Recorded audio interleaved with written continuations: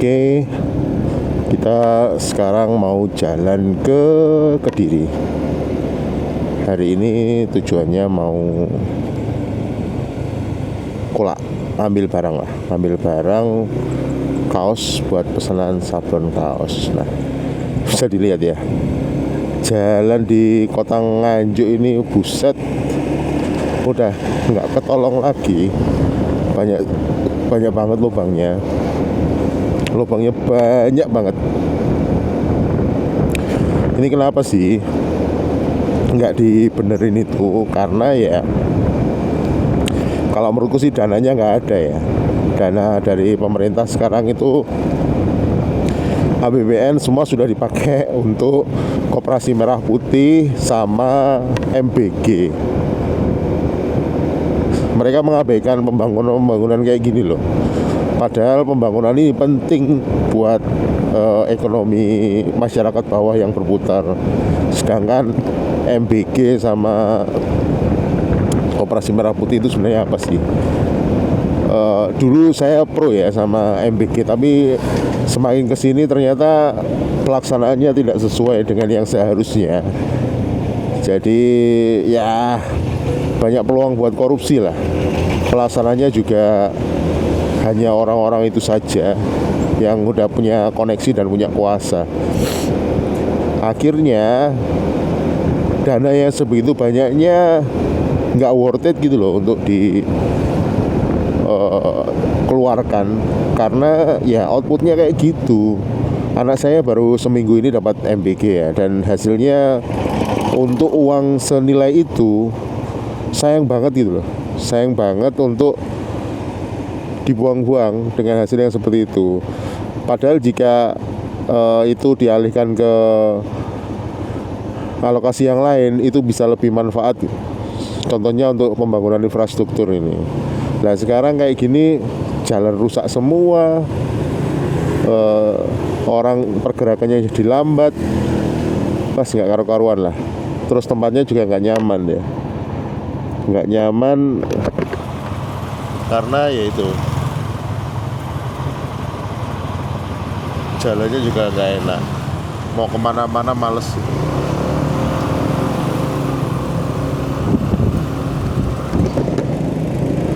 Nah, ngomel-ngomel kayak gini sebenarnya solusinya apa ya? Nggak ada solusi ya.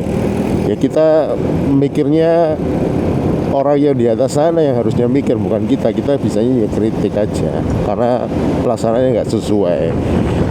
Terus kalau kita ngomong masalah MBG, itu sudah sangat tidak sesuai dengan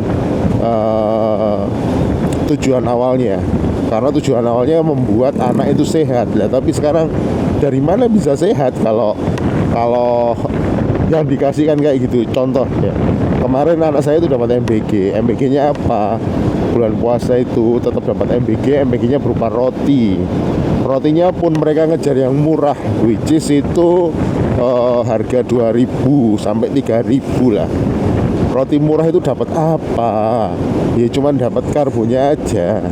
Itu pun juga pakai bahan yang nggak bakal premium, karena dengan harga sebegitu ya produsen roti nggak bisa ngasih produk yang menggunakan bahan yang premium toh. Nah itu dapat roti satu, terus satunya dapat kurma. Oke lah, kurma waktu puasa ya. Terus dapat lagi buahnya itu buah naga kecil dan masih hijau. Ini apa sih rek gitu loh, nggak masuk akal sekali. Ngapain gitu loh, buah naga dibagikan ke anak-anak yang masih mentah terus kecil, mau buat apa gitu. Hal-hal kayak gini ini yang nyeleksi siapa sih sebenarnya? Kontrolnya dari mana? Nggak ada pak kontrolnya pak.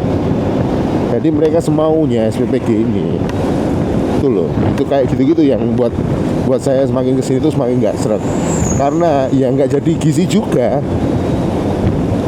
Jadinya ya makanan yang nggak kemakan juga dibuang-buang. Sedangkan itu adalah uang rakyat dan uang negara yang harusnya bisa digunakan lebih proper lagi. Kalau bikin makanan terus nggak kemakan, ngapain pak? Kan sayang banget. Itu untuk MBG. Berikutnya masalah koperasi merah putih. Konyol.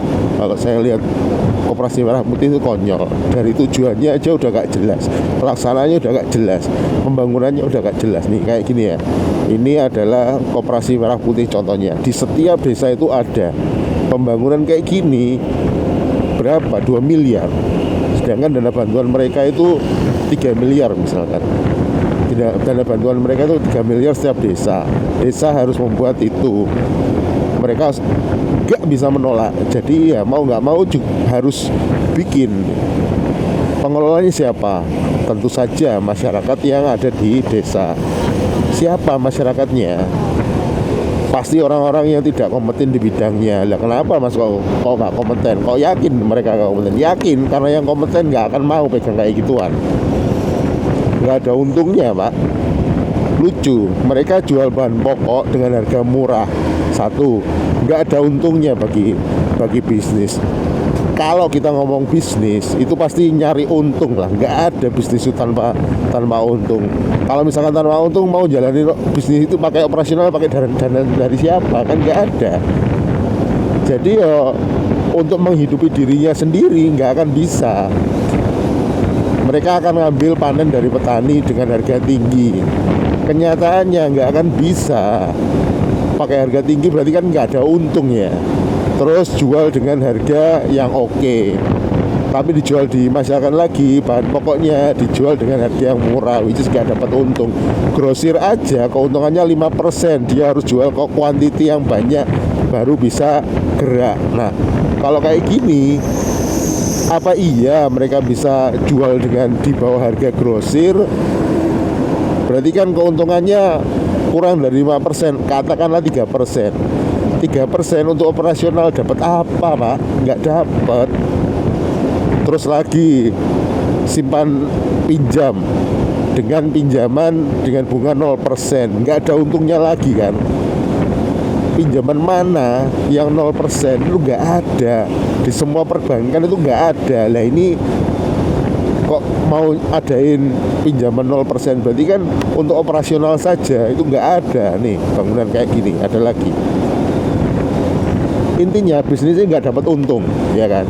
Bisnis ini nggak dapat untung, bahkan untuk menghidupi bisnis ini sendiri, gaji karyawan, bayar listrik, bayar internet dan segala macam nggak ada, nggak masuk akal. Sekarang orang buka usaha, belum jualan sudah punya uang utang 3 miliar. Nah kan lucu ya. Berarti kalau utang 3 miliar harus dikembalikan dalam jangka waktu berapa? Katakanlah 5 tahun. Berat banget pak. 3 miliar itu harus cicilan per bulannya berapa? 50 juta. 50 juta ini kan berarti keuntungannya harus dibayarkan untuk bayar utang. Nah berarti omsetnya harus 97% dari 50 juta. Nggak masuk akal hitungan itu. Gimana ceritanya kamu bisa balikin utang sebegitu banyak kalau usahamu saja tidak menguntungkan? Kan nggak masuk akal. Buka usaha itu nggak masuk akal. Ya, terus uangnya dari mana kalau itu jalannya dari pemerintah lagi? Itu bakar duit namanya. Sebodoh-bodohnya perusahaan swasta, mereka bakar duit itu ada jangka waktunya. Katakanlah Gojek dulu baru buka, dia bakar duit iya, dapat kupon yang banyak iya. Cuman kan ada jangka waktunya. Ketika semua orang sudah tergantung pada aplikasi Gojek, mereka menaikkan harga dan itulah saat mereka profit, ya kan. Nah ini kapan mereka mewajibkan setiap warga untuk jadi anggotanya? Apa iya mereka harus setor setiap bulannya, simpanan wajib? Dan ya kalau sistemnya koperasi berarti akhir tahun harus ada sisa hasil usaha yang dibagi ke anggotanya. Contoh, misalkan simpanan wajibnya per bulan adalah 5.000 atau 10.000. Masyarakat di desa itu 4.000. Wes, jadinya 20 juta. 20 juta itu untuk operasional aja kayaknya enggak cukup. Karena apa? Bangunan segede itu, contoh Indomaret aja, Indomaret itu untuk listriknya saja hampir 10 juta. gaji karyawannya misalkan ada 4 orang 1,5 juta aja lah, wis itu sudah 6 juta, ya kan. Nah sekarang untuk Koperasi Merah Putih itu ada pengawas dari TNI, ada pengawas dari Polri, ada jabatan-jabatan yang sebenarnya itu tidak penting untuk ada di sebuah usaha. Ngapain gitu? Itu kan buang-buang duit operasional ya. 20 juta itu nggak akan nyucuk. Sedangkan untuk bayar utangnya aja, kamu utang per bulannya itu 50 juta. Kan ya nggak masuk akal ya. Jadi kalau menurut pendapat saya, Koperasi Merah Putih itu adalah usaha yang sangat-sangat tidak masuk akal untuk dijalankan. Karena apa? Ya nggak ada untungnya. Intinya itu nggak ada untungnya. Yang paling penting dari sebuah usaha itu adalah cash flow-nya, ada pendapatannya, ada profitnya. Dia yang bisa nutup biaya operasional. Terus dapat keuntungan di luar biaya operasional, kan gitu. Nah kalau untuk bayar operasional aja nggak bisa, mau dapat untung dari mana? Endingnya sisa hasil usaha yang akhir tahun harusnya dibagikan ke anggotanya ya nggak bakal ada. Karena apa ya? Ya untung aja nggak ada, mau sisa hasil usaha apa? Nggak ada sisanya, kurang malah. Kan lucu ya. Itu kalau pendapat saya tentang Koperasi Merah Putih. Jadi pemerintahan kali ini itu udah nggak masuk akal. Nggak masuk akalnya ya kayak gitu. Banyak banget usaha yang hanya mengembalikan, istilahnya kayak apa ya, balas jasa karena sudah membantu melancarkan usaha dia untuk jadi pemimpin di masa jabatan ini gitu loh. Ini namanya semua adalah balas budi bagi mereka. Padahal ya enggak, itu buang-buang anggaran loh, ya Allah. Kakak saya aja bekerja di dinas PU di Kota Kediri. Nganggur mereka sekarang. Karena apa? Ya nggak ada yang dibangun. Kenapa nggak ada yang dibangun? Ya karena nggak ada budgetnya gitu loh. Jadi kerjaan mereka ya hanya karaokean di kantor. Karena apa? Ya emang nggak ada kerjaan, nggak bisa disalahin. Emang nggak ada kerjaan aja. Nggak ada kerjaan karena budgetnya nggak ada. Semua budget APBN itu larinya ke MBG dan Koperasi Merah Putih itu loh. Sehingga ya infrastrukturnya makin hancur. Nggak ada yang bakal ada peremajaan infrastruktur, nggak ada karena budgetnya nggak ada. Belum lagi biaya pendidikan yang juga dipotong, yang harusnya bisa diberikan sebagai beasiswa untuk anak-anak yang nggak mampu, sekarang dipotong, hilang semua. Aneh pola pikirnya. Apakah ini salah pemerintah? Iya, jelas salah pemerintah. Tapi masyarakat itu sebenarnya juga ada salahnya. Karena mereka memilih pemerintahan ini ya berdasarkan kayak gitu. Berdasarkan bukan kompetensi orangnya. Bisa apa enggak orang ini megang jabatan.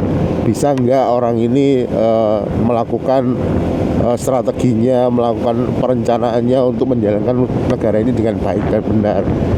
Nah kalau masyarakatnya masih memilih berdasarkan joget-jogetnya, berdasarkan gimmick-gimmicknya, berdasarkan engkel-engkelan atau olok-olokan yang terjadi di sosial media, mereka menyimpulkan hanya dari situ, ya akan berakhir seperti ini negara ini. Hanya akan jadi negara lelucon, Pak. Jadi setiap pemilih itu kita harus jeli juga, layak enggak, kompeten enggak ini untuk dipilih. Nah, ujung-ujungnya harusnya balik lagi, orang yang bisa mikir seperti itu orang yang secara edukasinya baik. Dia bisa memilih pemimpinnya berdasarkan kompetensinya, bukan gara-gara dia artis, bukan gara-gara dia kenal. Sekarang ajang jadi jadi artis, jadi DPR. Karena apa? Bagi mereka yang menguntungkan. Dan gampang sekali untuk terpilih karena sudah banyak dikenal masyarakat. Kompetensinya apa? Ya belum tentu. Hanya sekedar sering nongol di TV, akhirnya dipilih oleh masyarakatnya. Kan lucu. Nongol di TV-nya karena apa? Berita gosip. Ya semiris itulah.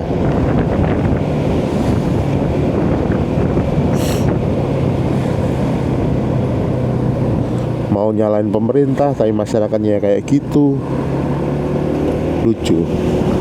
Kemarin aja di Jawa Tengah ada truk tabrakan yang mengangkut susu kemasan. Apa yang dilakukan masyarakat? Ngejarah, aduh,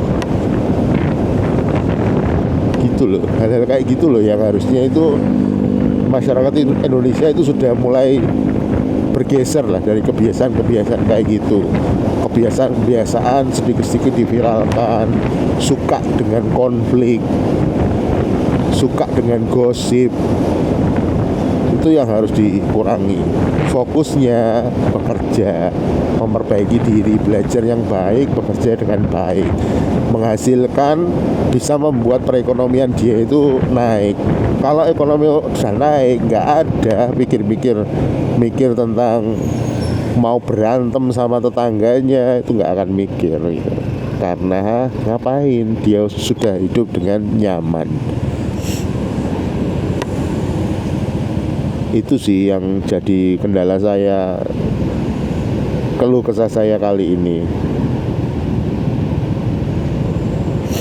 Untuk jalan provinsi saya pikir masih oke ya, karena masih kualitasnya terjaga, karena memang dari awal pembangunannya pakai material yang berkualitas. Yang saya bermasalah adalah jalan kabupaten. Udahlah materialnya kurang proper, udah gitu dilewatin sama kendaraan yang tidak seharusnya lewat situ, truk tambang dan segala macam. Akhirnya udahlah infrastrukturnya nggak oke, dilewati sama kendaraan yang tidak seharusnya lewat itu, kelebihan tonase dan segala macam, hancur. Kalau udah hancur, harusnya diperbaiki, nggak diperbaiki. Karena apa? Budgetnya nggak ada. Di situ loh, muter di situ aja pemerintahan kita itu. Sedangkan, mohon maaf sekali, presiden kita kayaknya nggak tahu apa masalah yang ada di akar rumput, itu nggak tahu.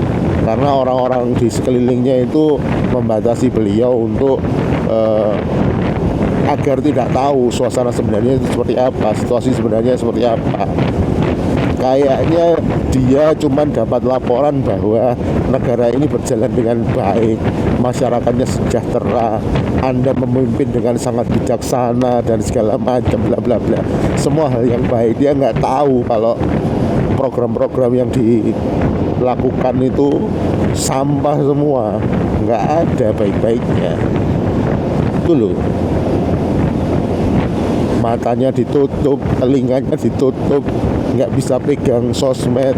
Padahal kalau dia mau buka aja TikTok lah gampang, semua orang menghujat, semua orang berkeluh kesah tentang apa yang terjadi di Indonesia sekarang. Capek Pak, capek. Apakah beliau kompeten? Ternyata sejauh ini tidak menunjukkan hasil apa-apa yang bisa memberikan masyarakat pengetahuan bahwa beliau kompeten di bidangnya. Untuk saya pribadi, menurut pendapat saya, nggak kompeten akhirnya beliau. Sudah bukan pada zamannya lagi. Secara kesehatan sudah tidak oke, secara kemampuan berpikir mungkin sudah tidak oke. Beliau sangat mengagungkan, sangat merasa seneng ketika dipuja-puji, sangat anti kritik, terlihat dari beberapa pidato terakhirnya yang tidak mau dikritik tentang program yang sedang dilaksanakan, padahal kenyataannya memang seperti itu.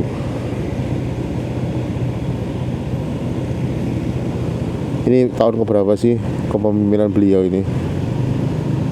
Tahun kedua ya? Tahun pertama atau tahun kedua? Masih ada 3 tahun lagi. Ya, sehat-sehatlah masyarakat Indonesia ya. Sabar aja. Apakah beliau akan kepilih lagi? Capek Pak, sumpah. Karena sebagian dari kegiatan yang programnya pemerintah lakukan sekarang, saya yakin endingnya adalah untuk modal pemilihan berikutnya. Jadi mereka nabung mulai sekarang. Pemilihan di Indonesia itu juga harus dirubah lah. Ya aneh aja, sekarang koalisinya begitu gede, oposisinya sangat kecil, sudah pasti oposisinya kalah suara, sehingga apapun maunya tidak akan ada yang bisa mengontrol. Situ capeknya. Nah, itu tadi keluh kesah saya tentang apa yang terjadi di dunia ini sekarang, khususnya Indonesia ya. Kalau mau ngobrol masalah dunia lebih luas lagi, mungkin saya belum ada keresahan, karena yang saya rasakan ya yang dekat-dekat aja dulu. Bukan saya tidak peduli, karena saya juga tidak mampu untuk memberikan kontribusi lebih untuk dunia yang lebih besar.